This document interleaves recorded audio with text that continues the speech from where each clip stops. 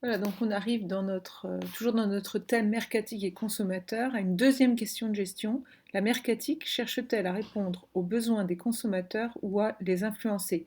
Notre première question, c'était le consommateur est-il toujours rationnel dans ses choix?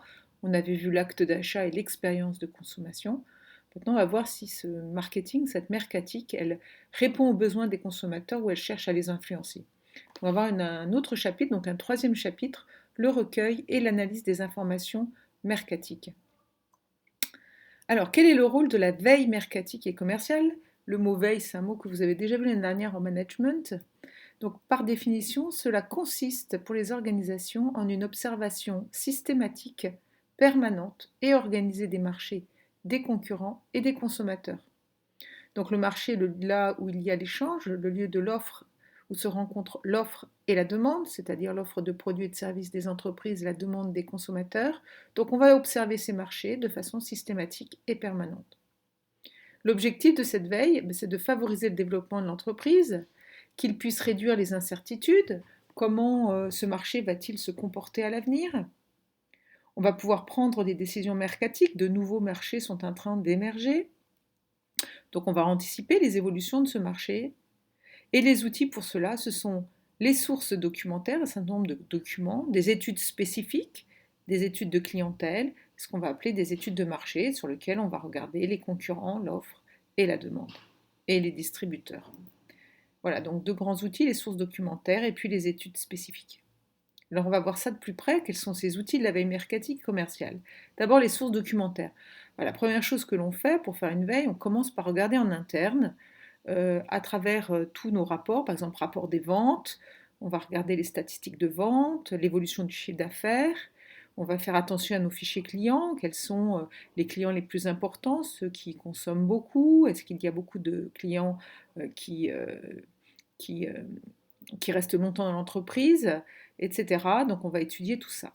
On va regarder en externe plutôt toute la presse spécialisée qu'on va lire de façon très régulière, magazines spécialisés, regarder aussi les parutions de l'INSEE, des statistiques, par exemple sur le pouvoir d'achat dans ma zone. Pour moi, c'est important de savoir quel est le pouvoir d'achat par exemple, de l'alimentaire de mes consommateurs. On va regarder aussi les publications des cabinets spécialisés et puis des chambres de commerce. Donc, en plus des sources documentaires, on va regarder des études. Alors, les premières études, elles vont chercher à quantifier les comportements. Ce sont des études qu'on va dire quantitatives. Combien? Alors, pour pouvoir quantifier les comportements, on peut travailler sur différents types d'outils. Les panels. Alors, un panel, c'est une étude permanente d'un groupe de personnes qui est interrogé à intervalles réguliers pour connaître l'évolution de leur comportement.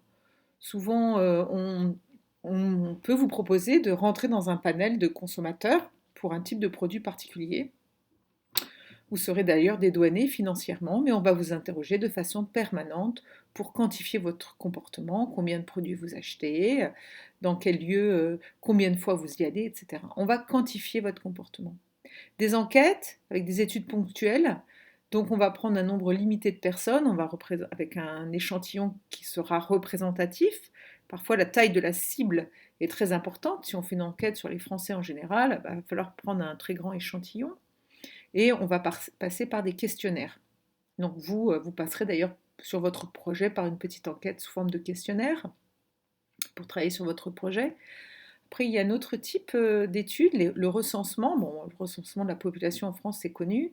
Ça va être une étude ponctuelle. On va interroger l'ensemble de la population, cette fois sur un sujet. Et enfin, le sondage. Le sondage, c'est aussi une étude ponctuelle pour se faire une image de l'ensemble que l'on veut évaluer. Donc là, l'objectif, quantifier des comportements avec des panels, des sondages, des enquêtes.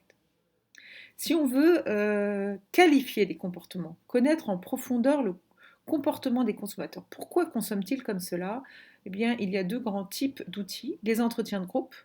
On va échanger sur un thème précis, on va prendre un groupe de consommateurs et puis on va essayer de connaître leurs besoins, leurs motivations profondes, leurs freins aussi. On l'a vu dans le chapitre précédent. Et on va aussi faire des entretiens individuels, on va interroger une seule personne, soit ce sera des entretiens directifs à des questions très précises, ou semi-directifs pour laisser le consommateur s'exprimer.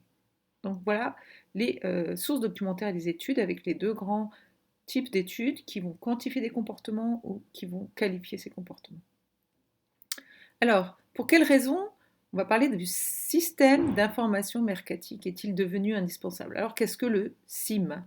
Le système d'information mercatique, c'est un ensemble organisé de ressources, de personnes, de machines, de logiciels, de procédures.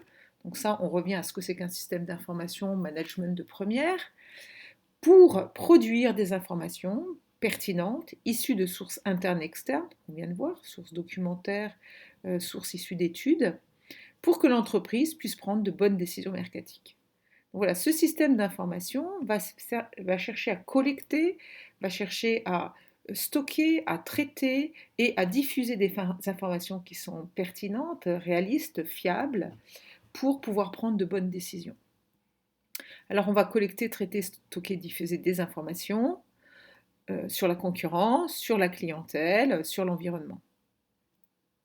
Voilà, pour ce chapitre sur le recueil et l'analyse des informations, vous pouvez remplir votre schéma.